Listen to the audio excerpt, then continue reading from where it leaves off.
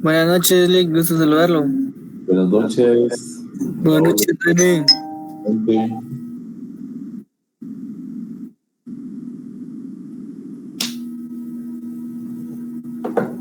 Vale, esperamos unos 3 minutos y arrancamos. Muy bien, Lick.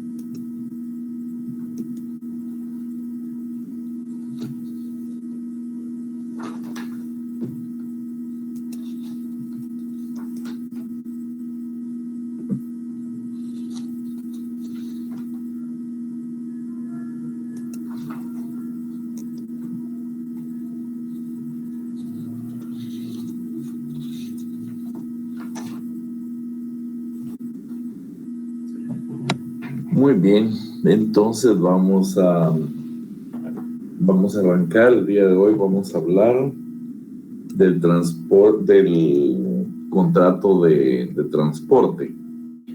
Esencialmente vamos a definir el contrato de transporte como es un contrato mediante el cual una persona que se llama el porteador presta el servicio de transporte digamos, a una persona. Entonces, en ese sentido, digamos que estamos refiriéndonos a la persona, pero vamos a ver que en el desarrollo que va a haber también el contrato de transporte para cosas y bienes. Pero vamos a dividirlo. El contrato de transporte está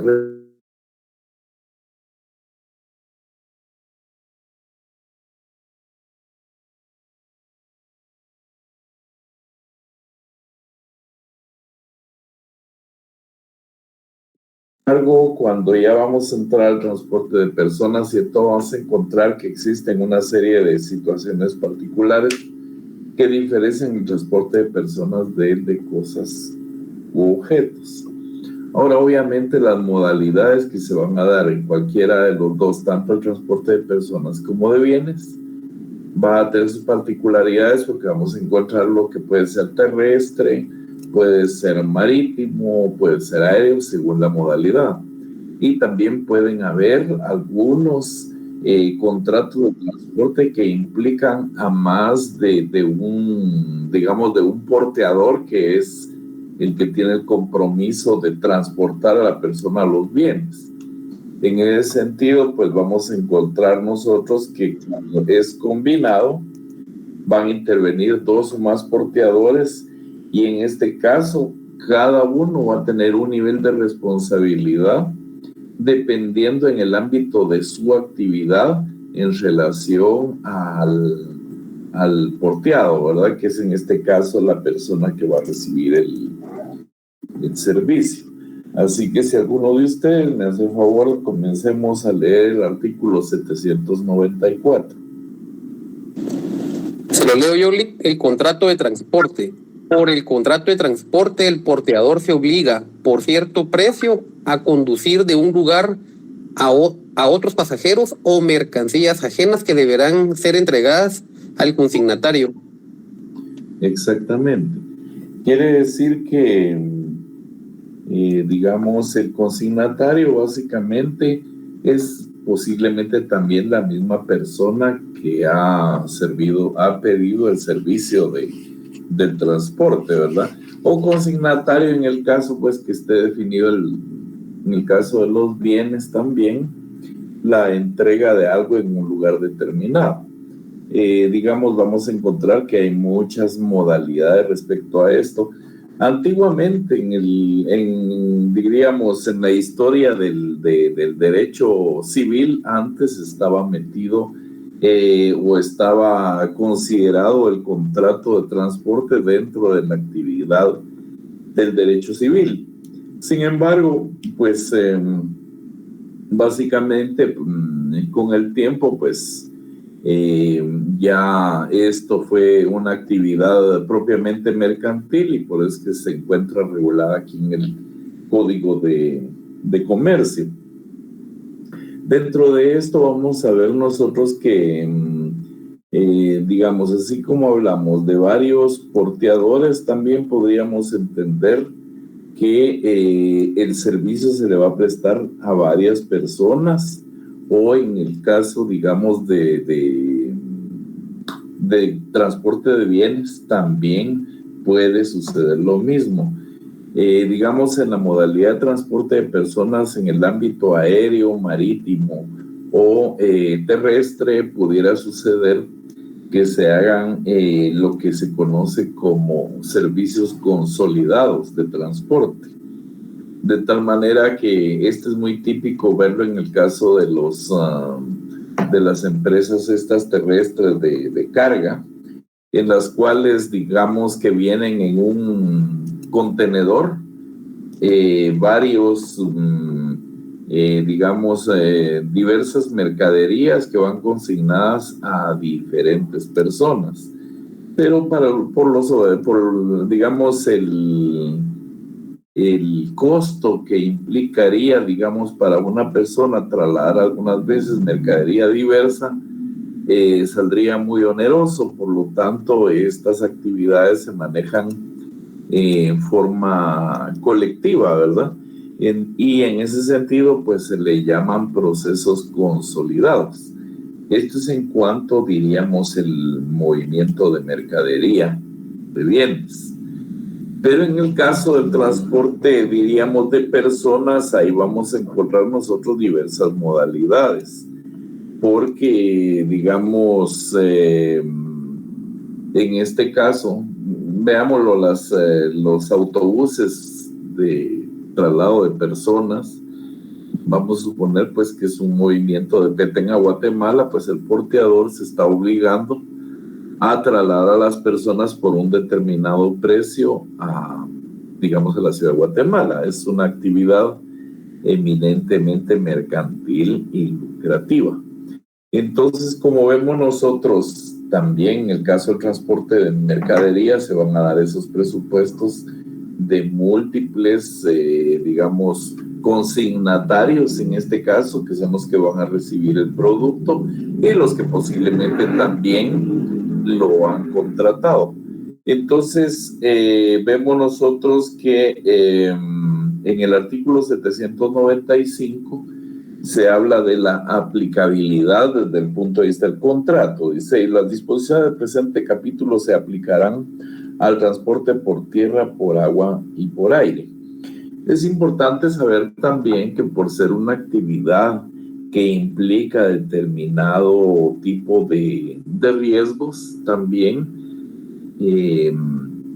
no solo está per se el contrato regulado dentro del derecho mercantil, sino que también le son aplicables otra serie de disposiciones, como son algunas normas de transporte público, que está regulado a través del Estado, la autorización para que estas personas porteadores puedan llevar a cabo el servicio, pues evidentemente tengan, digamos, una autorización, una licencia o un permiso, que puede ser tanto del Estado, diríamos, asumiéndolo como parte de la actividad en el caso del Ministerio de Comunicaciones, Obras Públicas y Transporte, que tienen una dirección específica dedicada precisamente a la autorización de vehículos para que puedan transportar personas, bienes y servicios.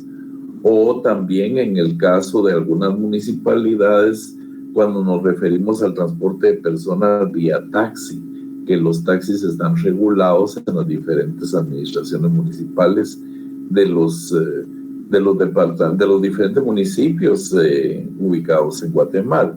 De tal manera que hay una regulación que, además de lo aplicable del derecho mercantil por ser una actividad mercantil, también lo vamos a encontrar que se regula por parte del Estado, tanto para establecer tarifas, que es una de las cuestiones, así como las medidas de seguridad que sean necesarias para que el transporte pueda tener, digamos, viabilidad de cumplir con condiciones para no perjudicar los derechos también de quien hace uso de esos servicios, es decir, a los terceros.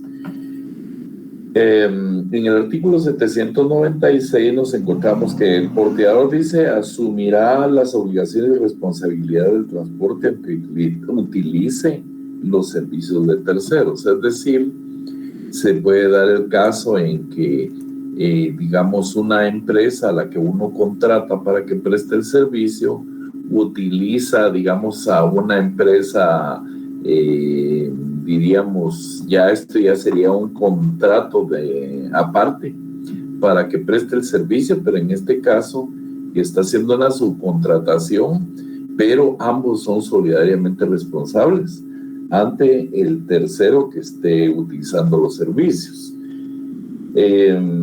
Asimismo, estamos hablando también en el artículo, que les digo, está regulado en 797 del Código. Y luego nos encontramos también con la limitación de responsabilidad que está establecida en el 798. Dice, aunque el transporte combinado se iniciare o concluyere fuera del servicio de la República, los porteadores domiciliados en Guatemala solo responderán en los términos de las leyes guatemaltecas y ante los tribunales de la República.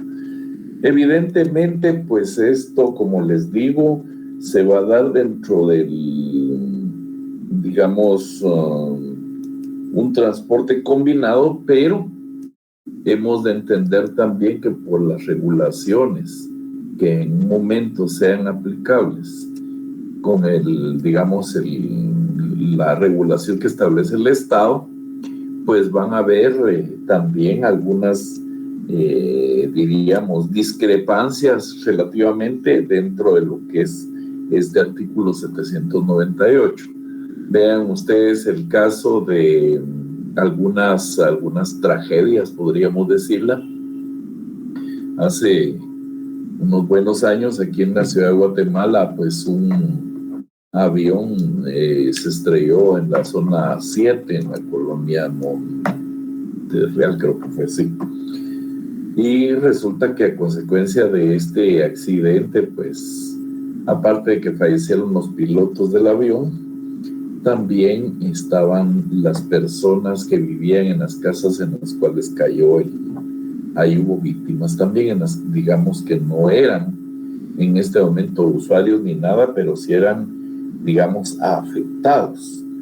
Entonces, de alguna forma, pues se hacen valer otra serie de mecanismos para resarcir los daños que correspondan. En este caso, el avión era de bandera de Estados Unidos y pues efectivamente se logró que indemnizaran a través del seguro por las reclamaciones que se hicieron y pues se logró que algunas, casi la mayoría de personas fueran resarcidas.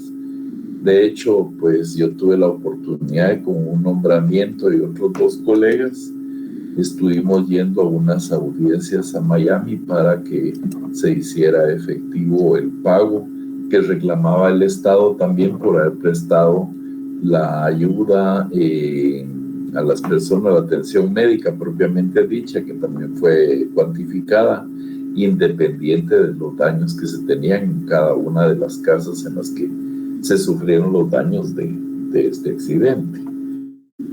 Muy bien, luego hablamos del artículo 798, que precisamente es al que me refiero. Prácticamente no estamos hablando de que únicamente los porteadores domiciliados en Guatemala van a responder, porque sucede que hay empresas que, si bien es cierto, pueden tener alguna representación comercial en Guatemala, posiblemente pues las personas jurídicas sean de otros países, pero prácticamente dice que solo responderán en los términos de las leyes guatemaltecas y ante los tribunales de la República, pero obviamente pues quien sea afectado va a hacer el ejercicio de su acción. Y otro artículo también que es un poquito, pues para mi gusto, ambiguo, o que es muy específico, pero que a la larga no va a limitar de alguna forma el derecho de las personas de reclamar, es el artículo 799, prescripción. Dice: las acciones derivadas del contrato de transporte prescribirán en 6 meses contados a partir del término del viaje o de la fecha en que el pasajero o las cosas porteadas debieran llegar a su destino.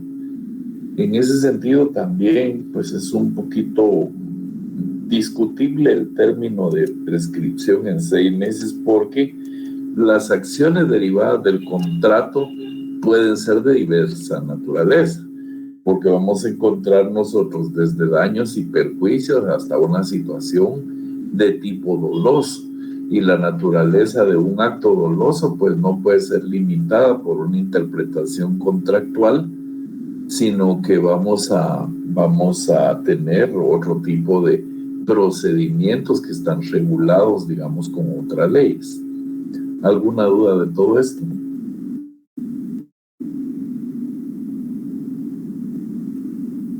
¿No?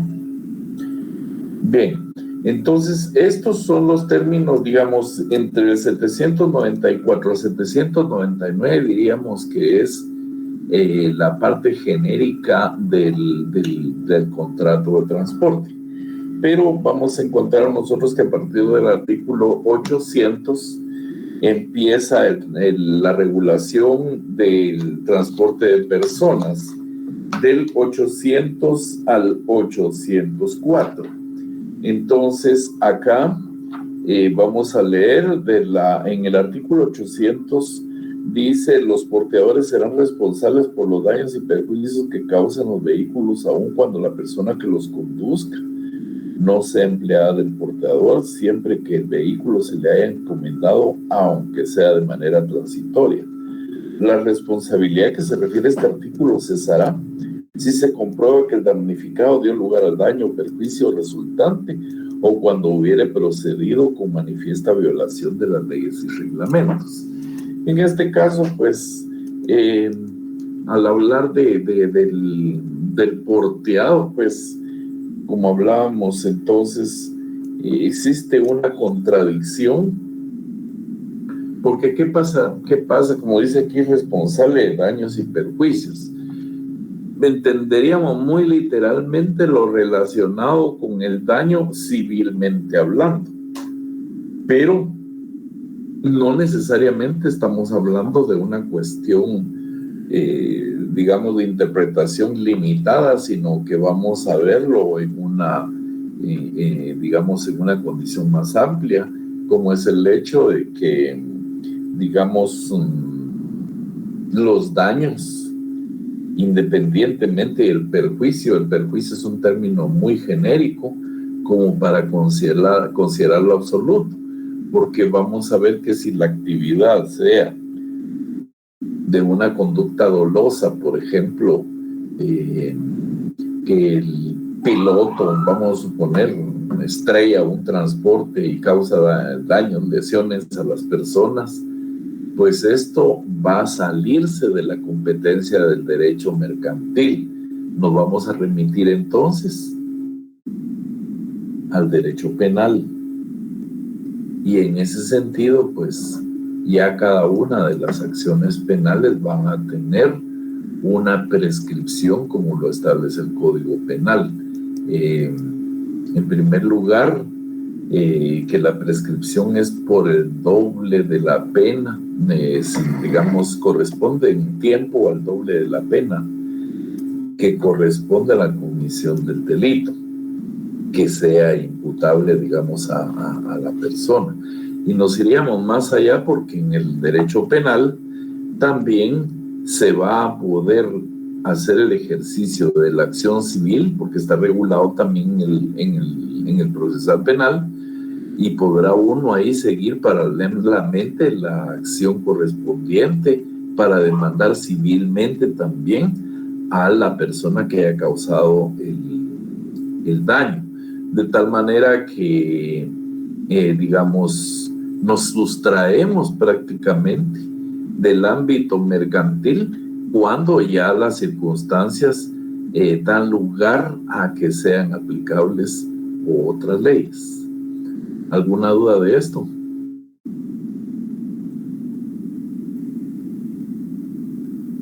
¿No? Por de pronto no. Muy bien. Bueno, por otro lado, también sucede que en el caso del transporte de personas está el artículo 801. Si alguien lo quiere leer, por favor, para que lo podamos aplicar y analizar. Valor declarado.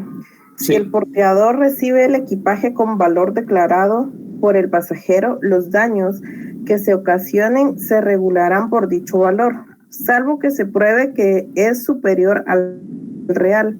Si no se hubiese declarado valor, la responsabilidad del porteador se limitará a una cantidad igual por kilogramo de equipaje al importe del pasaje que corresponda a un recorrido de 50 kilómetros. Sí, en este caso, pues, en alguna forma, yo no sé si ustedes han tenido oportunidad de hacer alguna reclamación por equipaje perdido en los aviones. ¿Alguno de ustedes ha tenido alguna vez experiencia? No, Lick.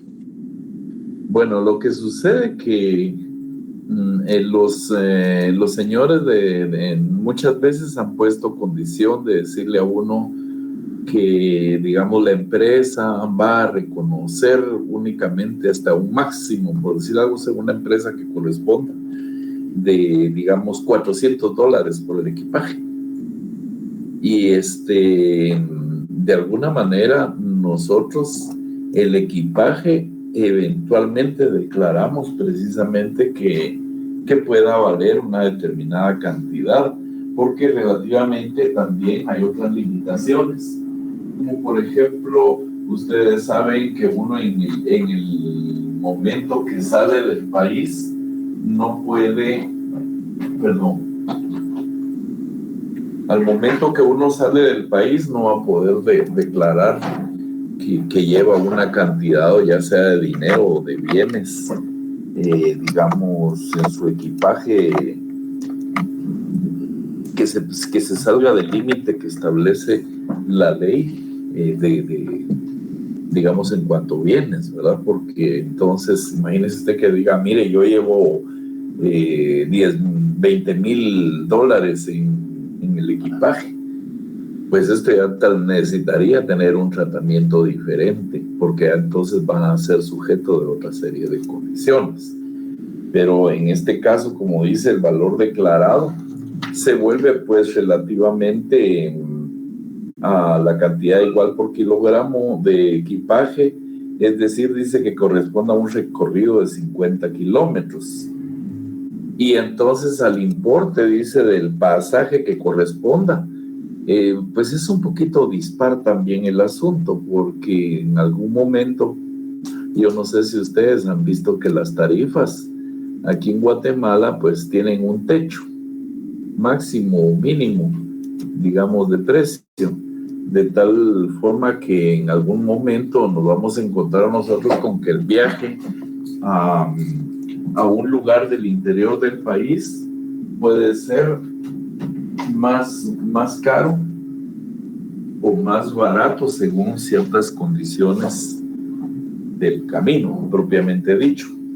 Entonces, pues este tipo de cosas son un poquito llamadas a la confusión cuando uno reclama.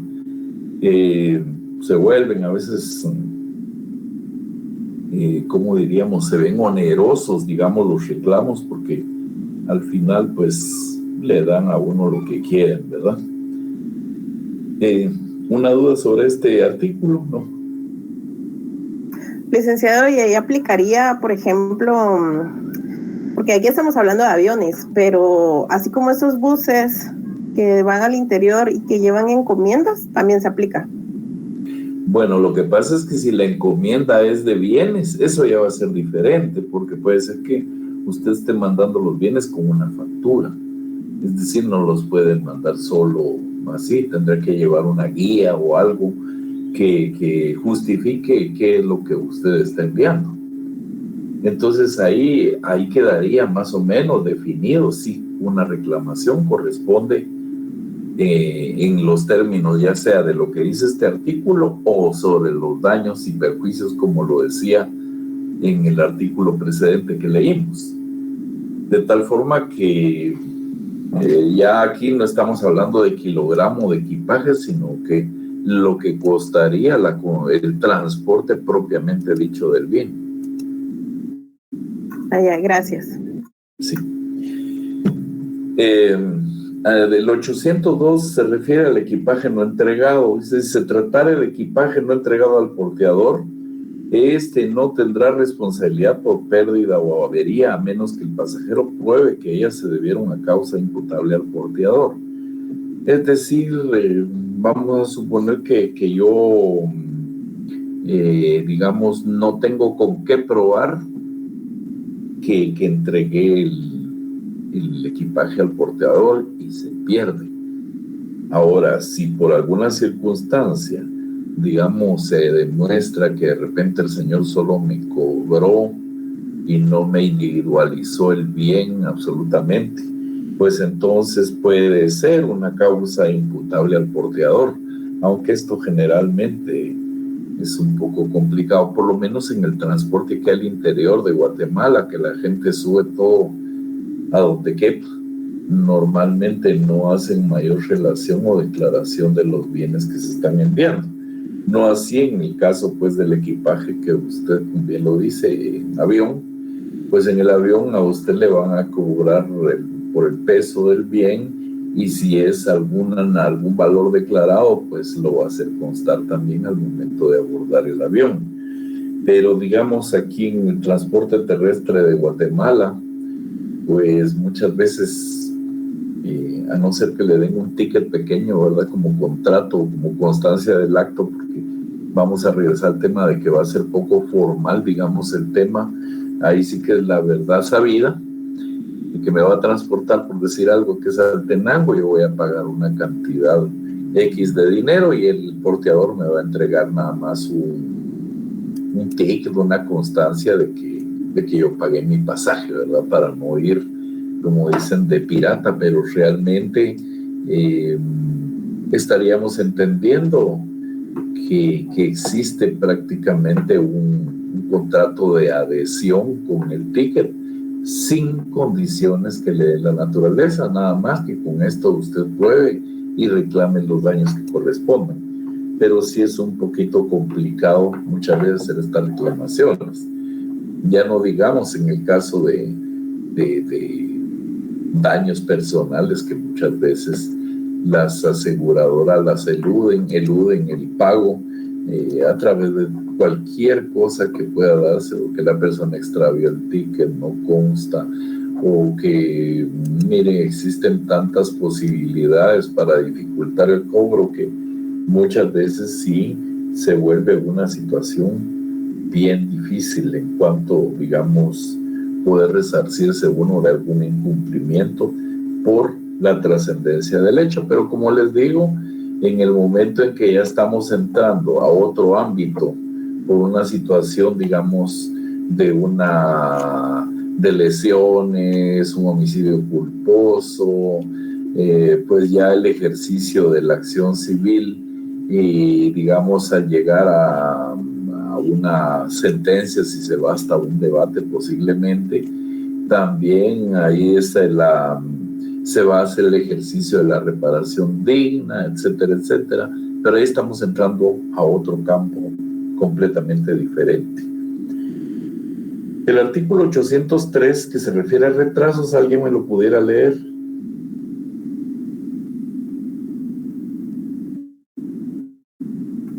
Retrasos. El porteador responderá por los daños que sufran los pasajeros por retrasos o incumplimiento del contrato si se deben a culpa de la empresa.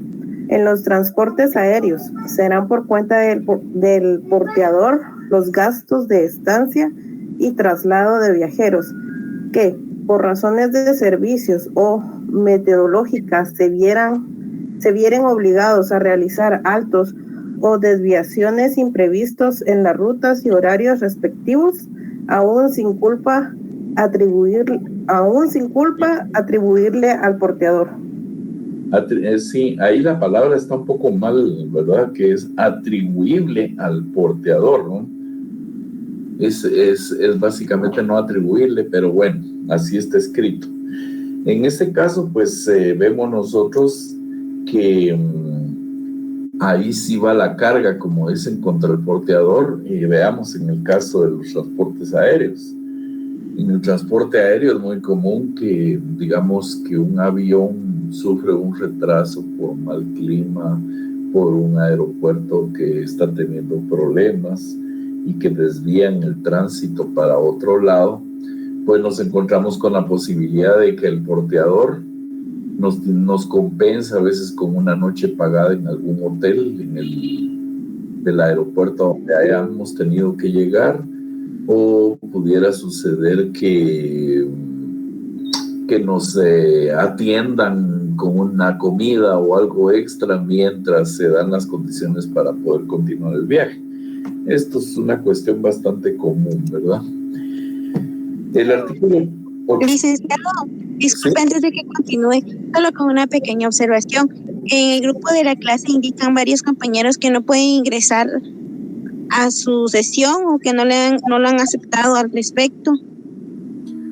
Pues fíjese que, bueno, todos los que han ingresado, todos me han pedido, para eso les di el correo donde aparece el acceso, y pues cualquiera de los compañeros teniendo el acceso, pues no hay ningún problema para poder ingresar, pues. Ya, sí, es que fíjese pues que la verdad no es la primera vez que indican los compañeros que no pueden ingresar a clase. No sé si habrá algún inconveniente al respecto. ¿Tiene que aceptar usted cuando ellos vayan ingresando? Sí, yo los voy ingresando conforme me marcan aquí que quieren entrar, ¿verdad?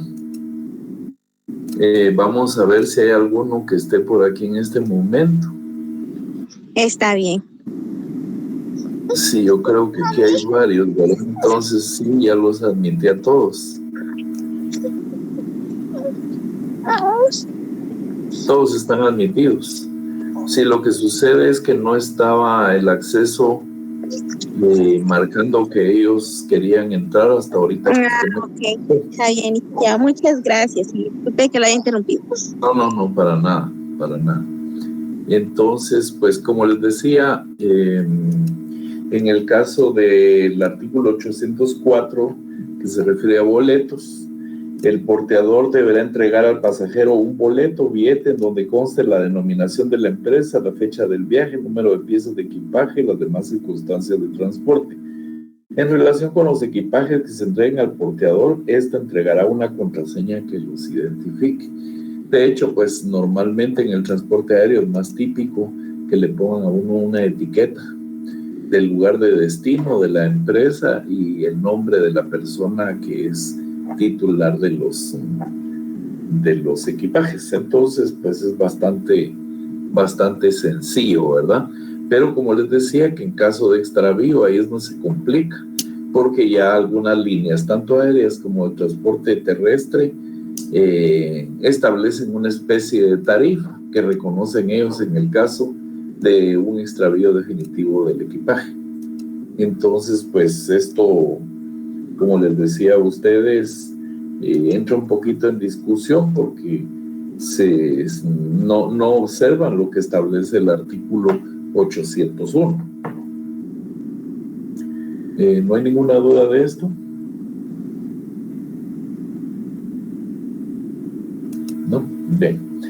Bueno, ahora vamos a entrar al de transporte de cosas. En el caso de del transporte de cosas, pues vamos a ver que se encuentra regulado en el artículo 805 al artículo, este es un poquito más amplio, hasta el 823. Si alguien me hace el favor de leer el artículo 805.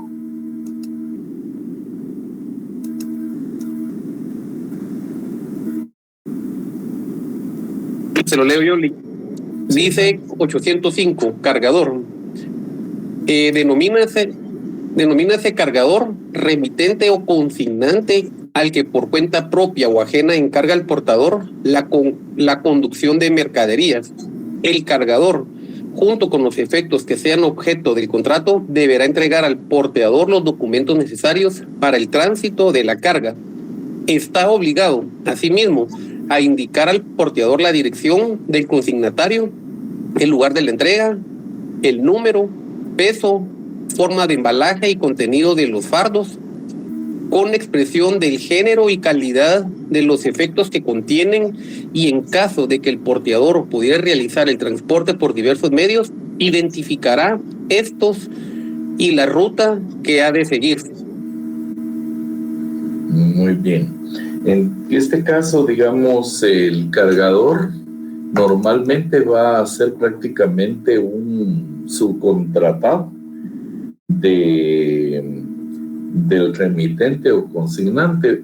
Aquí el caso más típico es cuando vamos a suponer que yo traigo mercadería de una empresa de la China, por decir, ahora tan de moda que están los carros estos Chang'an.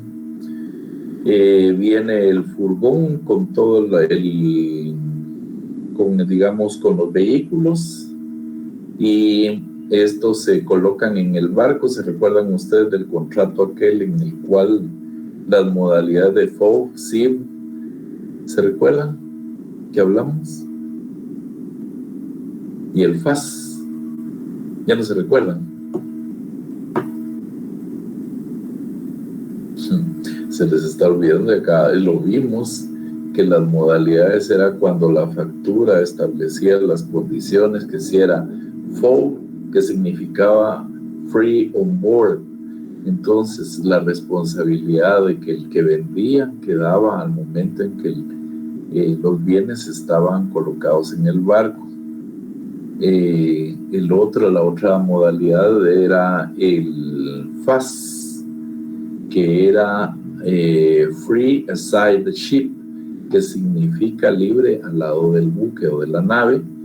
Y el último era el CIF, que era Cost Insurance Freight. Quiere decir que estamos hablando del costo del bien, insurance, seguro, y el otro.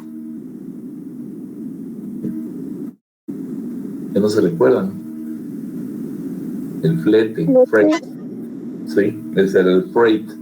Entonces, básicamente, pues aquí se da la modalidad de que, digamos, uno contrate, independiente de cualquiera de estas modalidades, el transporte para Guatemala. Viene a Guatemala, el barco atraca, el vehículo, digamos, es remitido aquí a la capital y puede ser que se transporte en estos medios que se les dicen, aquí les dicen así coloquialmente tacuacinas, ¿verdad? Pero son contenedores de carga externa de vehículos.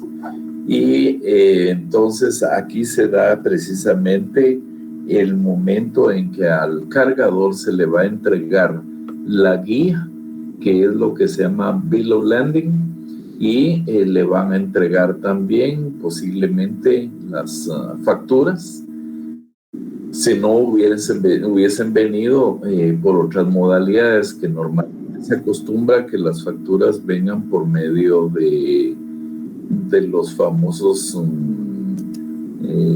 correos internacionales como FedEx, como DHL, etcétera.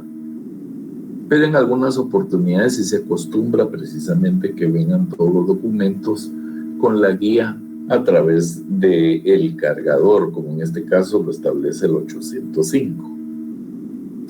De ahí el 806 habla de las omisiones. Dice: el cargador soportará los daños que resulten de la falta de documentos, de la inexactitud u omisiones de las declaraciones que debe formular y de los daños que provengan de defectos ocultos del embalaje. Por eso es que normalmente pues todo este tipo de servicios van a estar cubiertos a través de pólizas de seguro, que son las que van a servir en último momento para resarcir cualquier situación que se derive del hecho del transporte de cosas, ¿verdad? Entonces, dice: si el porteador realiza el transporte a sabiendas de que no se le han entregado los documentos necesarios para el tránsito de la carga, los daños serán a su cargo. Es decir, que le digan: mire, traiga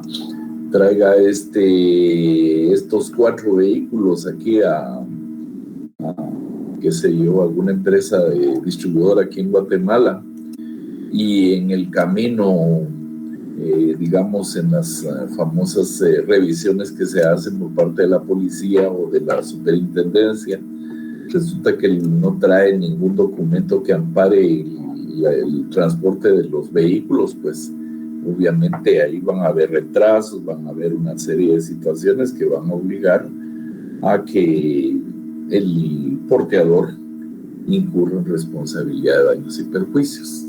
Esto pues es una situación que puede suceder, normalmente no sucede porque todo el mundo asegura de tal manera los procesos para evitar precisamente que se pueda afectar los intereses de quienes están por recibir y los que están enviando, ¿verdad?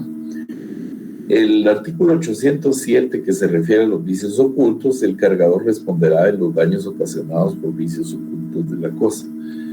En realidad, los vicios ocultos, ¿en qué forma creen ustedes que se podrían dar en el transporte de cosas?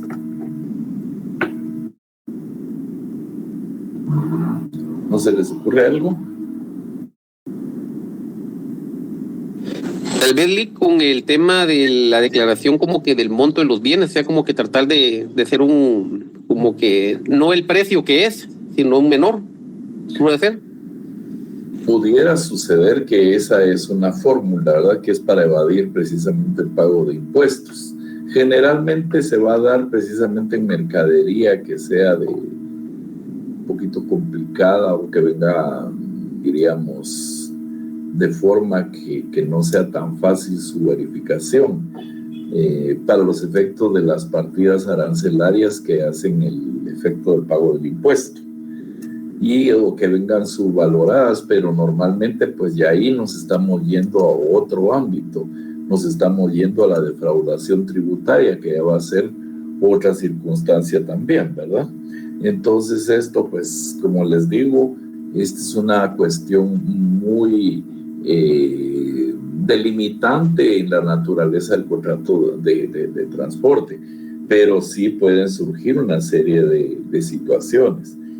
En el artículo 808, que se habla de la carta de porte, dice: el porteador deberá expedir su comprobante de haber recibido la carga, que entregará al cargador, o si éste lo exige, una carta de porte o conocimiento de embarque. Esto es lo que nosotros, en el término de las actividades mercantiles, digamos, de las empresas que importan productos de Estados Unidos, bien, o de cualquier país, normalmente se ha estandarizado a llamarlo Bill of Lading. El Bill of Lading lo que va a hacer es que va a hacer constar el nombre del consignatario, establecer que trae la factura número tal, digamos, el nombre del proveedor y el monto que está establecido en la factura, que obviamente, pues, en el momento en que se interne directamente a Guatemala, en ese momento se tendrá que determinar cuáles van a ser los impuestos al valor declarado conforme las partidas arancelarias, que eso ya es otro ámbito totalmente diferente. Es efectivo en algunos casos que a través de como se hablaba acá, de los vicios ocultos, se pueda afectar calidades básicamente de algo para cambiar el precio. Por ejemplo, antiguamente, cuando venían neumáticos de otros países, digamos en medidas, vamos a suponer que un carro pequeño, un pequeñito, creo que es el Ring 13, entonces venían llantas que se llamaban convencionales, que no eran radiales, y venían las llantas que sí eran radiales. Entonces la variación de precios entre una y otra es sumamente grande. Y si a eso asumimos que, según el arancel centroamericano, el Código Único, el Cauca, establecía que habían tarifas diferentes entre uno y otro, no al, digamos, ustedes decían, pues una llanta Ring 13 va a costar $20, por decir un número, y resulta que la radial valía 40. Entonces, al declararlo con un arancel más bajo, evidentemente, pues ahí había un vicio oculto y se lograba básicamente la defraudación tributaria. Pero, digamos, ¿qué pasaría si en un momento determinado el cargador declara algo inferior, ya sea, digamos, para que no le pongan una multa porque el peso, digamos, es diferente, y después resulta que excede lo que establece la ley de pesos y que también la dirige el Ministerio de Comunicaciones, y entonces detienen el tráiler porque excede la capacidad, digamos, de la carretera para cargar, que normalmente es parte de los fraudes? Pues vamos a suponer que van a tener que usar otro transporte para trasladar parte de la mercadería al otro vehículo, y como consecuencia de esto, pues se va a duplicar el costo del transporte y posiblemente el tiempo de manejo y de traslado. Entonces aquí sí van a haber daños ocasionados por vicios ocultos de la cosa, pero posiblemente el cargador lo que hizo fue declarar algo inferior con el objeto de sustraerse a la posibilidad de ¿cómo se llama?, de utilizar más transporte para el traslado del producto, y como consecuencia pues pretende pues tener un beneficio económico en uno solo, economizarse por el traslado del producto. Esto es bastante sencillo, creo que ustedes no se perdieron mayor cosa, ¿no? ¿No hay ninguna pregunta? Bien, también se da la otra situación, que es la del nuevo consignatario, regulada en el artículo 809. Dice: mientras el consignatario no haya solicitado la entrega de las mercaderías, Cuando éstas hubieran llegado a su lugar de destino, el cargador podrá consignar un nuevo consignatario. Si se hubiera expedido carta de porte, no podrá ejercerse la facultad que concede este artículo, sino mediante su devolución y el pago de los gastos que originaron la expedición de una nueva. En este caso ven ustedes pues que hay una situación ahí que casi no sucede, que hay alguna negligencia del consignatario para hacer factible el ingreso de los bienes. Aunque digamos en otros aspectos particulares, si se da el caso, no sé si ustedes han visto la situación de algunas personas que traen vehículos a Guatemala y después resulta que no pueden pagar los impuestos y dejan los vehículos o las mercaderías en abandono. Perdón, en ese sentido, pues ahí van a haber una serie de situaciones en materia tributaria que van a caer prácticamente en abandono y pues obviamente mientras ustedes no los recuperan, el producto va a estar generándose costos por almacenaje y otra serie de situaciones totalmente, digamos, fuera de la condición, pero ya el porteador, pues, al haber entregado esto porque no se le designó otro lugar para consignar, pues ahí está liberando su responsabilidad, ¿verdad? Porque esto ya es imputable al consignatario. El artículo 810 dice rescisión. El cargador podrá rescindir el contrato antes de comenzar el viaje previo pago de la mitad del flete y devolución de la carta del porte.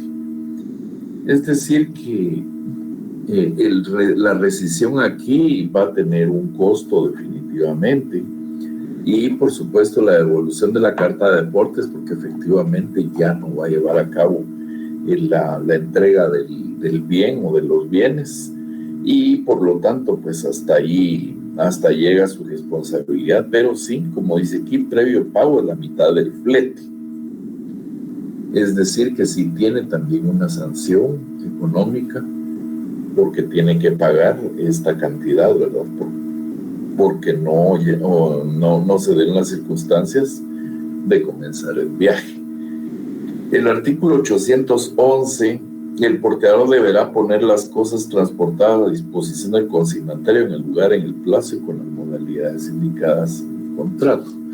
Evidentemente, pues esto va a llevar otra serie de condiciones. Dice, si la entrega debiera realizarse en lugar diverso del domicilio del consignatario, el porteador le dará aviso inmediato del arribo de las cosas transportadas.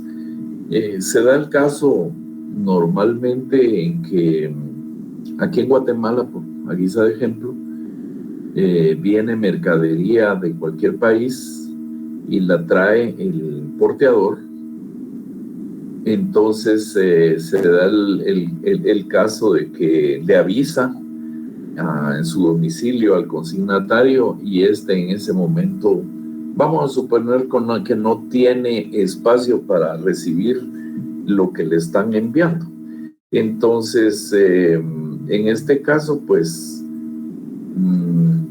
se va a ir el producto a un lugar distinto. Por ejemplo, dice, mire, consígnelo a una bodega fiscal, a una almacenadora para que ahí permanezca mientras yo saco los productos yo realizo, vendo o redistribuyo lo que tengo para que pueda en ese momento pues ser, digamos, dejado ya y hasta ahí muere el compromiso del porteador, donde finaliza, pues no decir muere, ¿verdad? Es un poco impropio el término, donde finaliza la responsabilidad de él en la entrega del producto, hacen el conocimiento de recepción, los bienes son recibidos como tal, la almacenadora recibe el producto y establece una tarifa por el tiempo que este producto esté consignado a su responsabilidad. Después ya prácticamente ya con el pago de los impuestos y el pago de los costos de almacenaje, ya el consignatario ya puede retirar el producto, aunque como pudiera haber sido que yo lo mandé a una dirección y no me lo pudieron recibir, como les digo, ahí sí hay una diferencia en el lugar que fue consignado a uno nuevo en el que será entregado. Esta es una cuestión muy común que se utiliza en la actividad mercantil en las empresas. El 812, que se refiere a la recepción de mercaderías, dice: quien asumía el carácter de consignatario deberá recibir las cosas en un término de 24 horas, a partir del momento en que el porteador las ponga a su disposición y siempre que reúnan las condiciones indicadas en la carta de porte. Si parte de los objetos estuvieran averiados, deberá recibir los que están ilesos, siempre que separados de los anteriores no sufrieren grave disminución de su valor.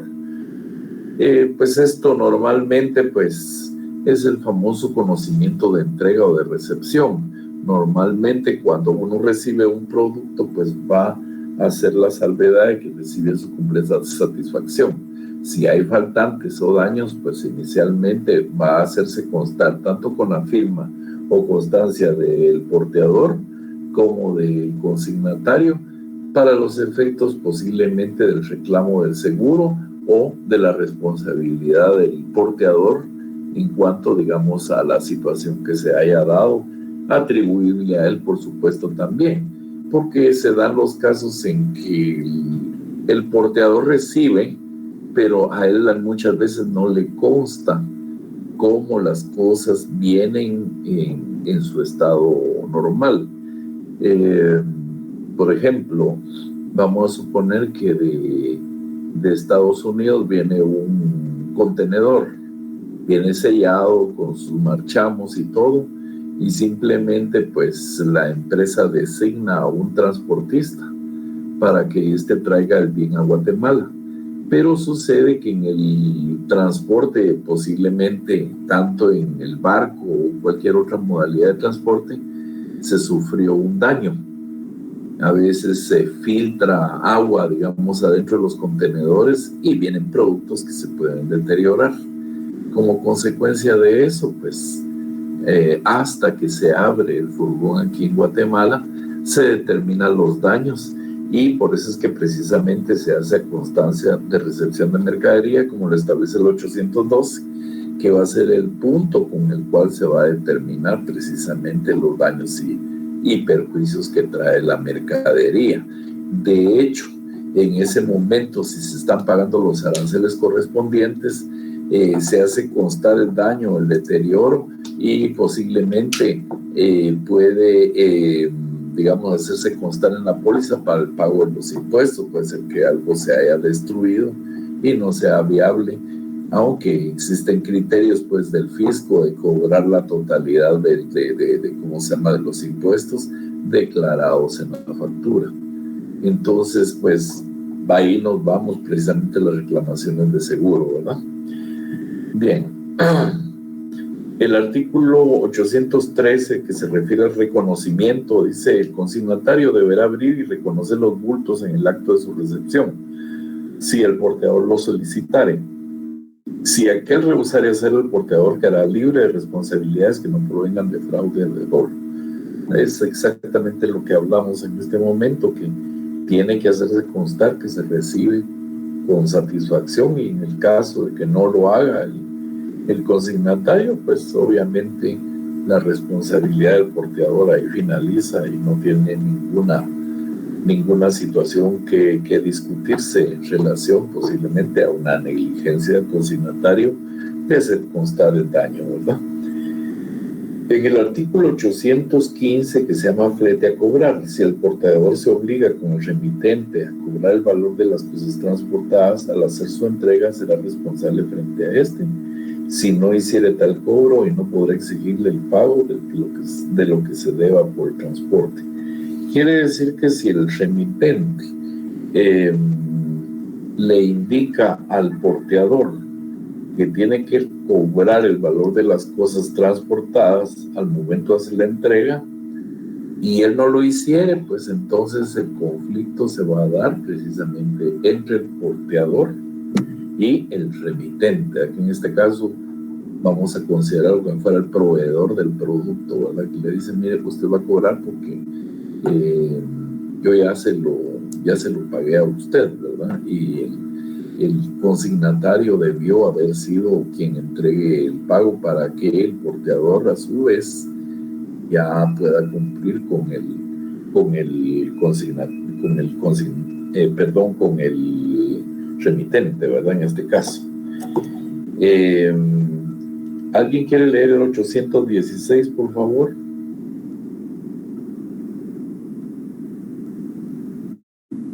Se lo leo, Lix. Ausencia del consignatario. Si el porteador no hallara el consignatario en el lugar indicado, se dispondrá el depósito de las mercaderías por el juez local a disposición del cargador o remitente. Si el consignatario rehusare recibir las mercaderías transportadas, se procederá en la forma indicada, depositándolas a favor del consignatario.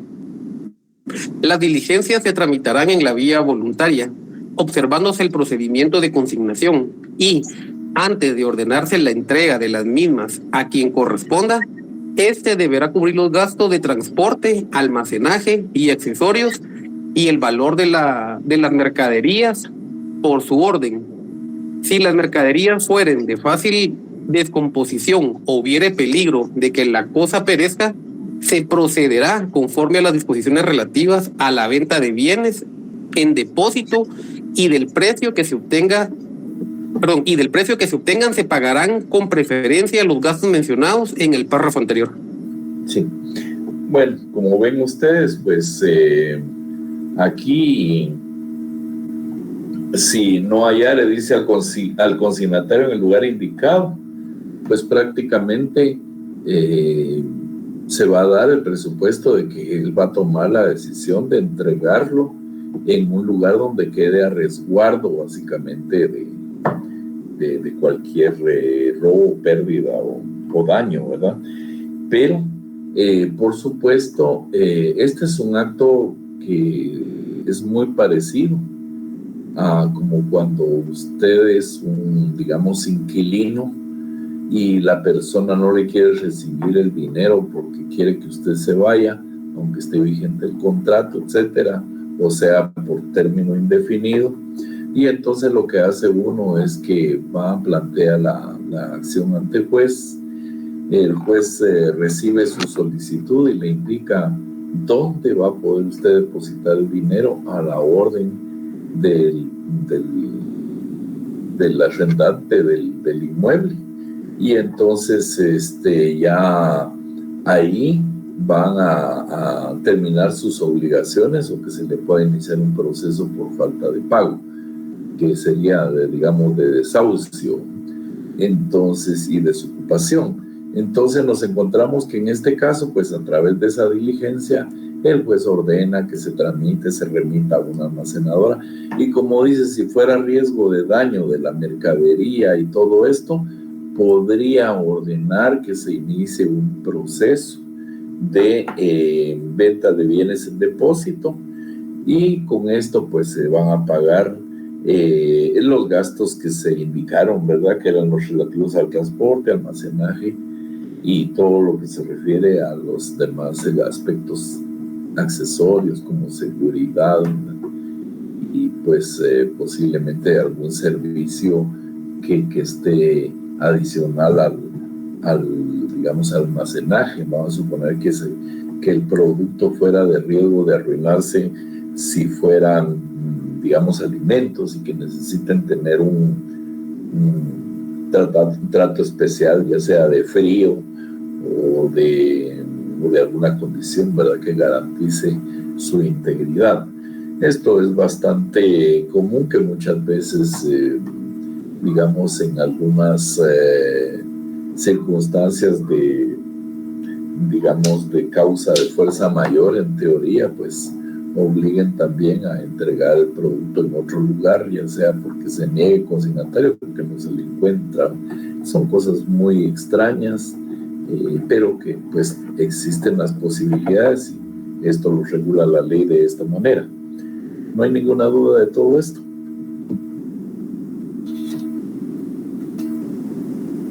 ¿No? Bien. Bueno, entonces luego vamos a hablar de la responsabilidad del porteador.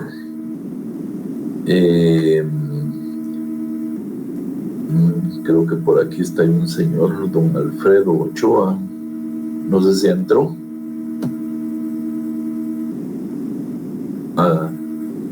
Don Alfredo René Ochoa, ¿ya entró? Hola, Lick, sí, qué ratos. Perdón que se me cortó la llamada y volví a ingresar. Ya, muy bien. Bueno, entonces continuamos.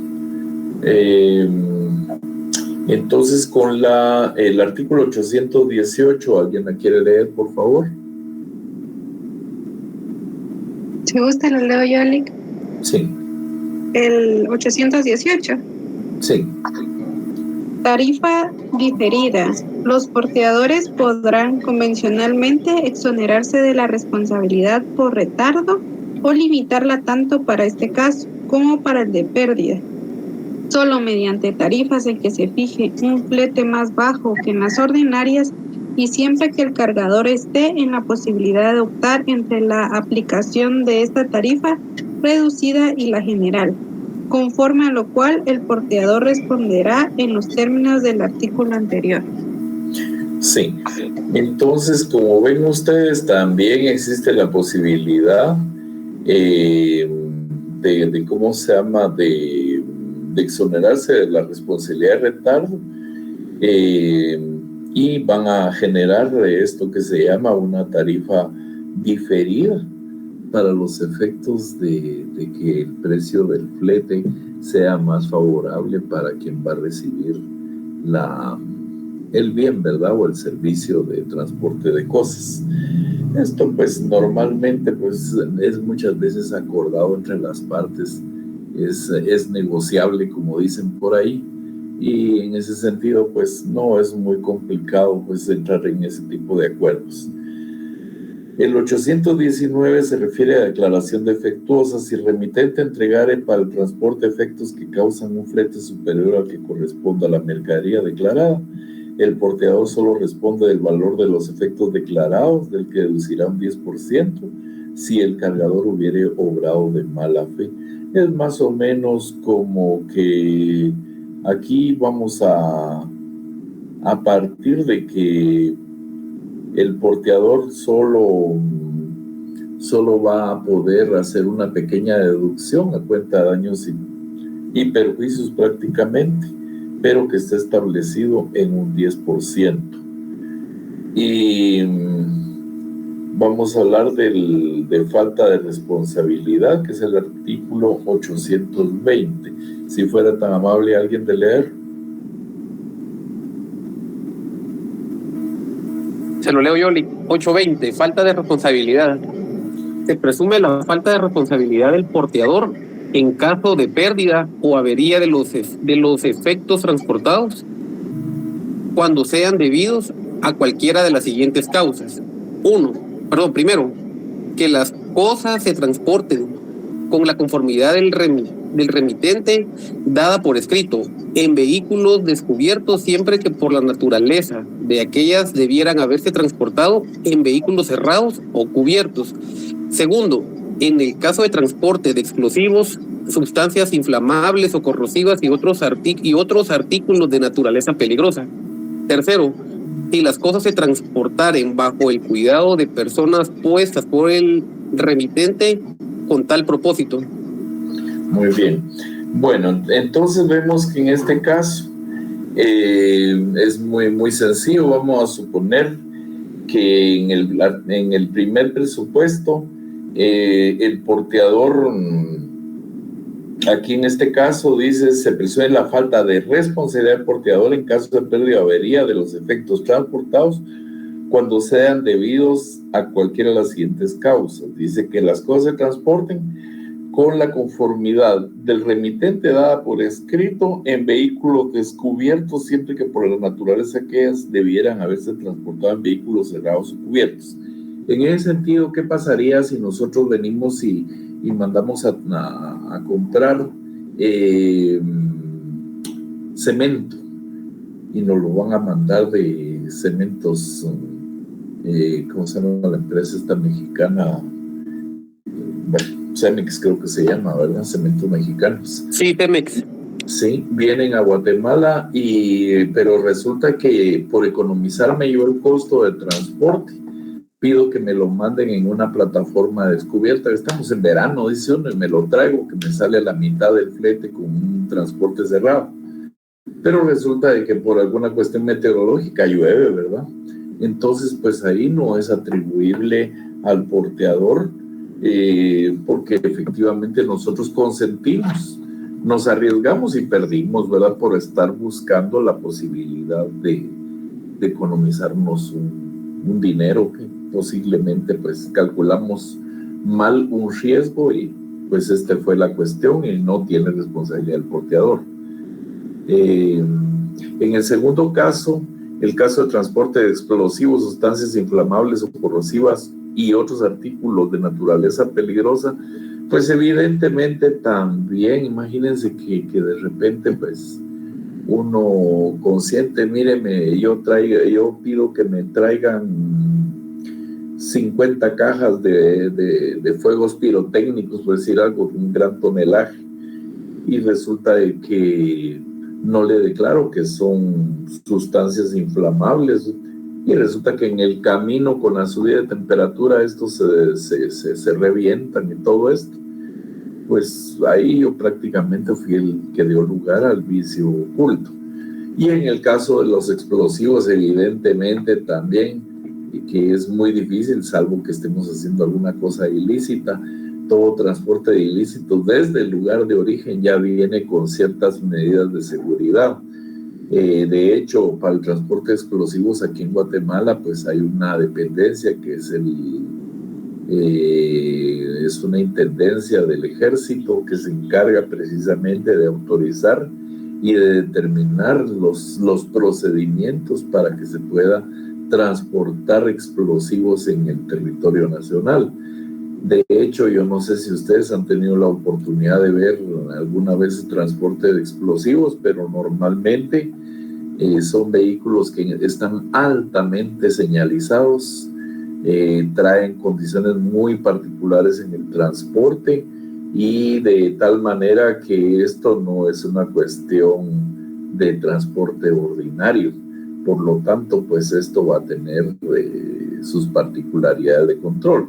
Y cuando hablamos de sustancias inflamables o corrosivas, también, evidentemente no puedo traer yo un camión cargado de soda cáustica, por decir algo, de una manera que con cualquier riesgo pudiera dañarse su contenedor y como consecuencia causar un daño grave, ¿verdad? O decir, uno voy a traer cloro en toneles.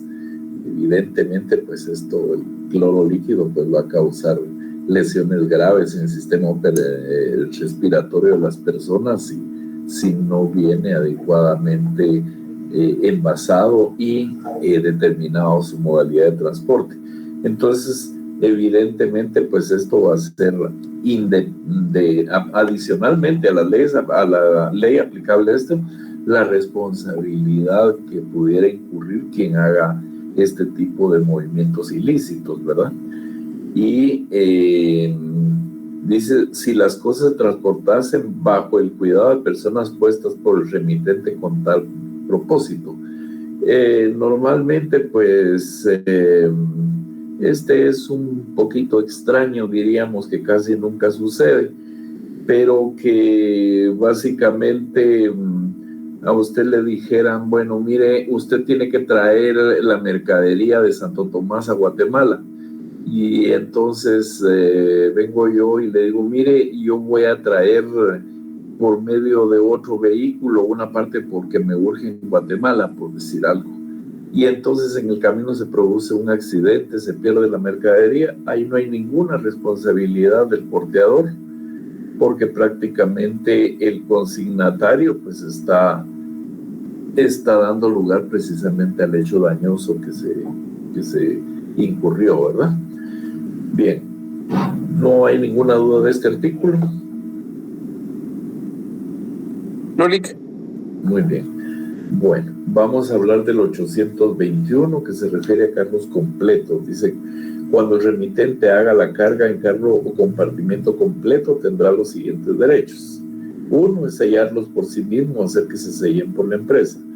2, romper los sellos en presencia de la persona facultada para recibir la carga y de un empleado autorizado por la empresa. Era lo que hablábamos hace un momento, en que la mercadería se va a conocer su estado y situación hasta el momento en que es abierto el furgón o el compartimiento sellado, como dice acá, que viene desde el origen con los sellos correspondientes y que solo van a ser rotos hasta el momento en que se tiene ya en plaza el bien y que se quiere conocer el estado del mismo. Por eso se habla de esos dos presupuestos. Y todo esto siempre se hace en frente, digamos, de la empresa, digamos, y como dice aquí, para cumplir disposiciones fiscales o de sanidad, se abrirá el carro compartimiento antes de llegar a su destino. El empleado respectivo examinará los sellos antes de que sean rotos y tomará razón de su estado y de su número. A continuación expedirá un documento en el que hará constar tales derechos y el número de nuevos sellos. En los distintos supuestos de este artículo, el porteador solo responderá de la integridad del carro compartimiento y de los sellos, a menos que los daños sufridos se deban a caso fortuito o fuerza mayor. Esto es bastante común, que en el camino puedan hacerse cambios de los sellos que vienen prácticamente garantizando la integridad del producto. Y esto generalmente puede pasar cuando se sospecha de que pudiera existir transporte de ilícitos en un furgón, por decir algo, y entonces la autoridad fiscal o las autoridades policiales pueden, ante esa sospecha, abrir el furgón, romper los sellos tomando razón de todo, y luego los vuelven a marchamar o a sellar para garantizar su entrega al consignatario, haciendo constar las novedades.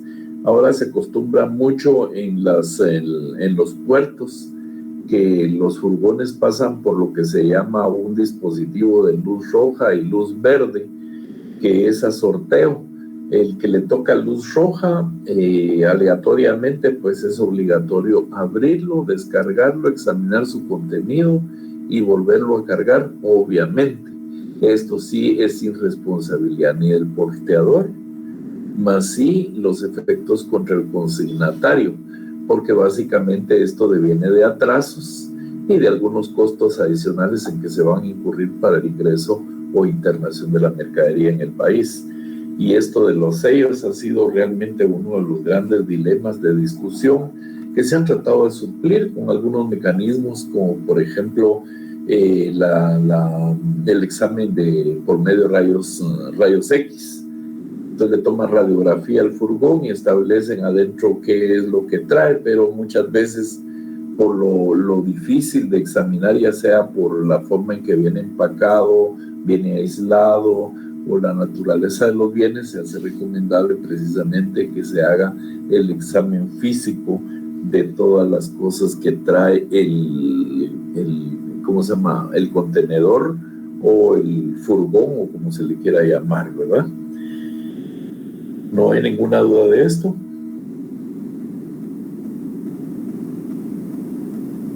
¿Ninguna? Muy bien. Artículo 822 dice: presunción de pérdida. Se presumirá pérdida de la carga que el transportador no puede entregar dentro de los 30 días siguientes a la conclusión del plazo en que debe hacerlo.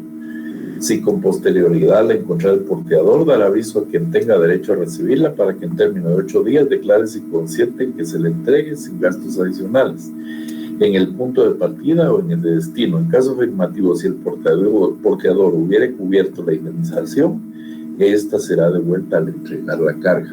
Quiere decir que si, digamos, el bien se extravía por cualquier circunstancia, pues obviamente el consignatario hará valer los términos o condiciones mediante las cuales se hizo el transporte y será prácticamente indemnizado en los términos de cómo se haya acordado. Si después el bien aparece, le dice: mire, aparecieron sus bienes y se los vamos a entregar en este momento, ¿usted lo acepta? Sí, lo acepto, devuelvo el dinero que me pagaron en concepto de indemnización y recibo el bien. Eso no es mayor cosa ni hay ningún problema. Entonces, por otro lado, si se habla de las mermas, dice: el porteador no responderá, en el 823, no responderá por pérdidas o mermas naturales. Normalmente hay muchos bienes que en el camino van a tener mermas. Les voy a poner el caso precisamente de hay unos tanques que vienen con un combustible que se llama Low Pressure Gas, que es LPG, que puede ser queroseno, puede ser butano o metano, que son, digamos, lo que le llaman los cilindros de gas propano que se llenan aquí. Estos vienen en unos tanques grandes que les dicen pipas, y estos vienen llenos de este gas que se llama gas licuado, porque a presión y a baja temperatura se condensa y ya se permite trabajarlo en líquido. Pero para los efectos de determinar cuánto realmente traen cuando son descargados de los barcos, hay métodos para establecer si está, diríamos, completo. A falta de una tabla podría hablarse de alguna merma, porque por ejemplo en el caso del gas propano, estos manejan unas tablas, una que se llama de presión, y la otra que se calcula con base a la gravedad específica, es decir, el gas no va a tener los mismos volúmenes en la costa que en una tierra alta, por la misma naturaleza del mismo. Por lo tanto, para establecer el exacto dato, digamos, neto del combustible para los efectos de su medición y de establecer si no hay pérdida, es precisamente a través de esas tablas que establecen con gravedad específica y presión cuánto es. Sin embargo, también hay otro tipo de combustibles que por cuestiones de presión, temperatura, pudieran tener mermas. Por ejemplo, en el caso de la gasolina, que es muy fácil que por un mal sellado de un contenedor pudiera, con el cambio de temperatura, haber evaporaciones, y entonces al momento de descargarlo ya no corresponde a los volúmenes que originalmente estaban consignados en el documento que uno está recibiendo. Es muy común, por ejemplo, que venga le llaman pues un camión tanque, les dicen, o cisterna, que venga de Santo Tomás de Castilla o que venga de Puerto Quetzal y trae combustible, y entonces en el transporte de Puerto Quetzal a Guatemala, o de Puerto Barrios o Santo Tomás de Castilla, pues que esto sufra disminuciones por cuestiones de vapor. Pero estas mermas pues se les considera a veces naturales por la misma volatilidad que tienen este tipo de productos, ¿verdad? Entonces pues esto no va a ser motivo de discusión, salvo que eso sí sucede, que el porteador o sus empleados de alguna manera pudieran haber hecho alguna maniobra para permitir, digamos, la merma del producto. Hace algunos años yo tuve la oportunidad de conocer precisamente una forma de mermas con una empresa que almacenaba café, pero eran tantos los volúmenes, no se iban a poner a pesar quintal por quintal al momento en que se cargaba un camión o un furgón que iba fuera de Guatemala. Pero resulta que con el tiempo empezó a llamar la atención que entraba el producto, se pesaba, no en la forma como normalmente nosotros lo tomamos, sino que hay una pesa que se llama para medir el peso bruto de un camión, en el cual el camión ya tiene establecido su peso específico. Entonces la resta del peso bruto el peso bruto de la carga, que significa camión y el café, digamos, se le resta después el peso del camión y se consigna la diferencia como la mercadería o el producto que se va a almacenar, y de esa misma manera se hace al momento en que se le retira para consignarlo ya sea a una exportación, cualquier otro fin que se le quiera dar al producto. Entonces resulta que los camiones llegaban cargados y resulta que en el tiempo que estaban esperando ser descargados, pues ya maniobras propiamente dolorosas, diríamos. Los pilotos acostumbraban normalmente que los camiones, antes había problemas de horario de las gasolineras y no habían las 24 horas. Entonces venían ellos y normalmente llevaban toneles de combustible que los adosaban a los laterales de la carrocería del camión. Entonces entraban con estos camiones y llenaban de agua, digamos, un par de toneles que llevaran a los lados. Y en el tiempo que estaban esperando para, ya después de que los habían pesado y estaban esperando solo descargar en la bodega, empezaban a descargar también el agua por debajo del camión y entonces prácticamente entregaban menos de lo que estaban consignando. Entonces ya había ahí un pacto, ¿verdad?, fraudulento, y la empresa que recibía el café recibía menos, porque al salir, pues prácticamente ya, supuestamente al pesarlos, se comprobaba que el camión tenía tanto peso declarado y esa era parte del fraude. Y esas mermas pues pueden causar bastante daño. Y hasta que se descubrió el método, pues entonces se estableció quienes estaban beneficiando. En este caso no fue el porteador, pero eran sus empleados los que estaban haciendo esto. Y tuvo que responder por una buena cantidad de dinero a todo el café que habían estado sacando ilícitamente de la bodega. No entrando, lo mejor dicho, sino que a través del drenaje del agua pues disminuían el peso, ¿verdad?, de la carga y cocinaban más carga en el ingreso a la bodega. Pero bueno, eso ya son actos eminentemente dolosos, ¿verdad? Porque aquí se habla de pérdidas o mermas en el sentido muy como de los casos que les mencioné de productos que por su naturaleza pueden ir disminuyendo, ¿verdad? ¿Alguna duda de esto? ¿No? Bien, después nos encontramos nosotros que en el código hay una serie de ¿cómo se llama?, de artículos que fueron derogados, como lo es el contrato de edición, reproducción y ejecución de obras. Y esto prácticamente derogó artículos desde el 824 hasta el 860. El contrato de edición pues era una cuestión en la que digamos se pactaba el servicio de edición de obras, etcétera, etcétera, y ahí estaban todas las cláusulas, ¿verdad?, que se manejaban, pero todo esto fue derogado porque se consideró que estas eran cuestiones que trascendían del código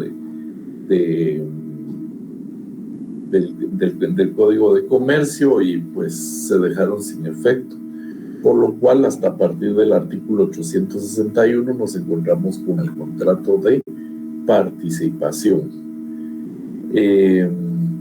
El 861 dice que por el contrato de participación un comerciante que se denomina gestor se obliga a compartir con una o varias personas llamadas participantes que le aporten bienes o servicios, las utilidades o pérdidas que resulten de una o varias operaciones de la empresa o del giro total de la misma. Entonces vemos nosotros que en este caso, pues, este gestor, como bien lo dicen, es un gestor de negocios, va a tener la posibilidad, ya sea de compartir utilidades o compartir pérdidas a través de una negociación que se puede dar con todos los participantes, como se dice acá. Esta es una cosa bastante común, el hecho de que hay alguna persona que a veces le dice, mire, yo me voy a ir a vender determinados bienes por cuenta suya y si ganamos pues nos repartimos las utilidades y si perdemos pues ni modo, yo voy a participar con lo que me corresponda. Eso ya va a ser parte de lo que se va a negociar, ¿verdad? Y el artículo 862 dice que no constituye persona jurídica. El contrato de participación no estará sujeto a formalidad alguna ni a registro. No dará nacimiento a una persona jurídica y por consiguiente ninguna razón social o denominación podrá usarse en relación con él. El uso de un nombre comercial que incluye nombres y apellidos o solo apellidos de participantes hará responder a los que lo hubieran consentido como si fuesen socios colectivos. En este sentido, pues este contrato de participación es muy parecido al contrato atípico que conocemos como el freelance. No sé si alguno de ustedes ha oído esa palabra. ¿No? No, licenciado. Ninguno ha visto el contrato del freelance. Normalmente resulta que es una persona que funciona como vendedor, pero no un vendedor que sea, digamos, contratado específicamente por una empresa. No es exactamente tampoco un distribuidor, sino que simplemente se lanza al ruedo a hacer negocios. Y si ganan, ganan todos, y si pierden, pierden todos. Así es como funciona, pero sin que constituya la obligación de que sea una persona jurídica, sino que es una actividad de gestión propia.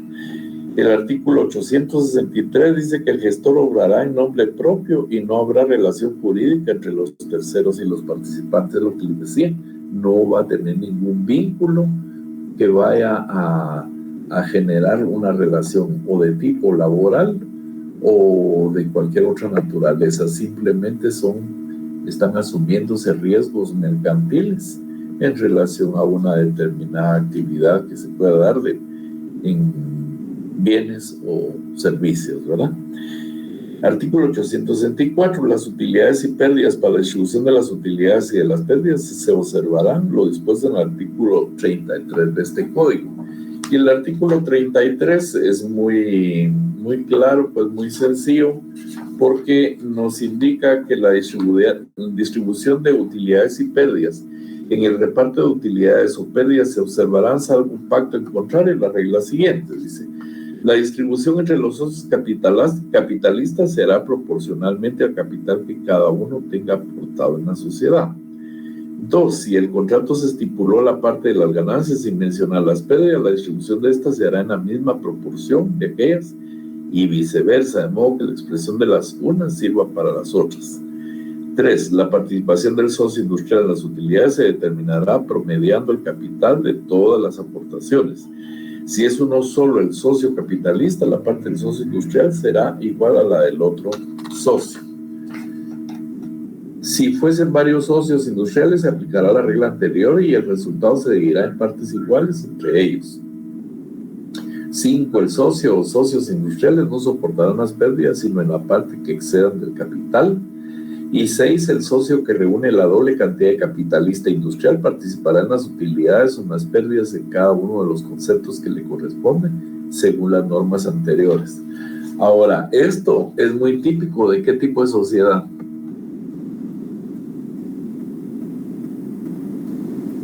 ¿No se recuerdan?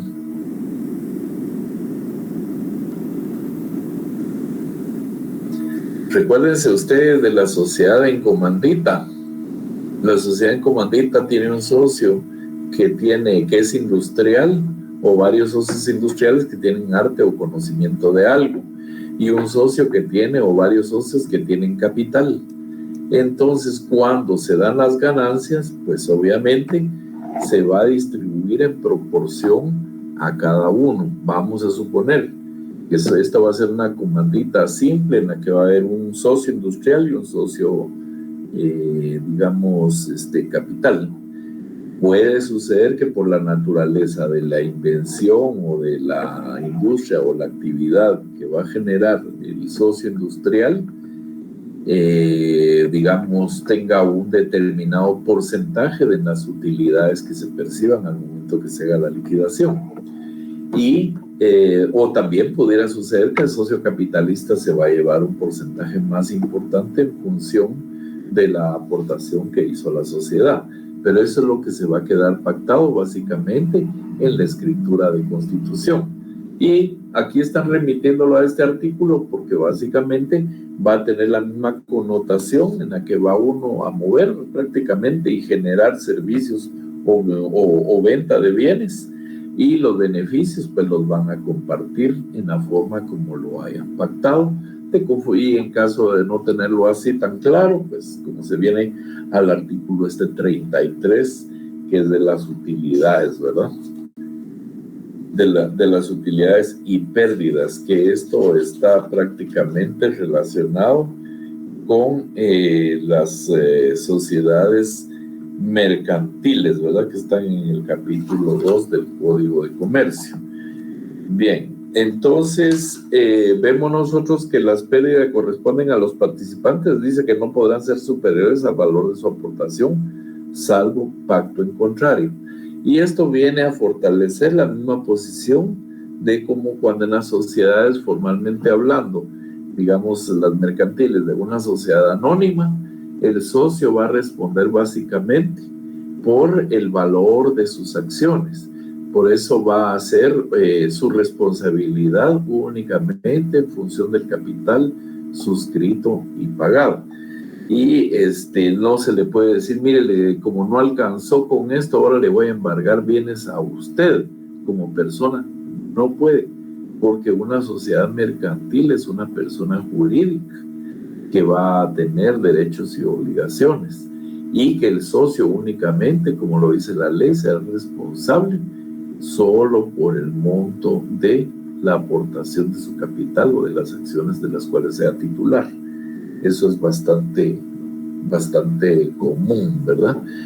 Bien, y vamos con las disposiciones supletorias. Dice, en lo no previsto en el contrato se aplicarán las reglas sobre información, derecho de intervención de los socios que no sean administradores, rendición de cuentas y disolución que sean aplicables a la sociedad colectiva.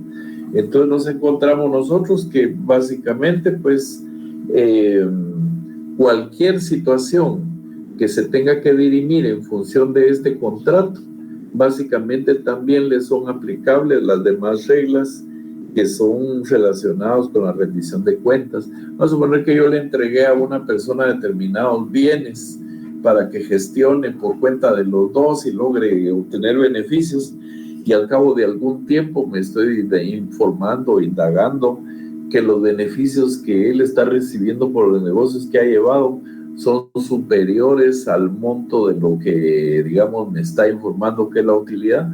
Entonces, ¿qué es lo que voy a iniciar? Es un procedimiento de rendición de cuentas, ¿verdad? Para que de esa manera me rinda realmente un informe adecuado de qué es lo que ha estado haciendo con lo que yo le he estado proporcionando. Entonces, como ven ustedes, este es un contrato relativamente muy sencillo y que digamos, tiende a ser muy informal. Podrá tener alguna condición en la que se ponen por escrito, a veces puede ser hasta por simple cruce de cartas en que uno y otro manifiestan que están de acuerdo en la forma en que van a trabajar, y después esto es lo que va a constituir básicamente el vínculo que desde un punto de vista mercantil pueda ser utilizado para dirimir una situación indeseada que surja dentro de los dos, o de interpretación definitivamente. ¿Alguna duda de todo esto? ¿No? No le... Muy bien. Bueno, entonces dejamos la clase por acá. En la otra semana, como les digo, ojalá que puedan llegar todos para que así podamos definir precisamente el tema de los contratos que vamos a trabajar y la forma como se van a exponer. Así hacemos la lista de todos los que van a estar y los que van a participar. La verdad, los insto, es un grupo bastante pequeño. Yo creo que debemos estar claros que con un grupo pequeño debiéramos poder trabajar mejor y poder llevar a cabo este tipo de actividades, que cuando es mucho el volumen de estudiantes, pues materialmente es difícil lograrlo, precisamente por la limitación de tiempo que implica este tipo de cosas, pero que va a ser muy enriquecedor para ustedes. Así que les deseo buena noche y feliz fin de semana. Feliz noche, Lic. Feliz noche, licenciado. Feliz noche, licenciado. Feliz noche. Nos vemos. Hasta luego.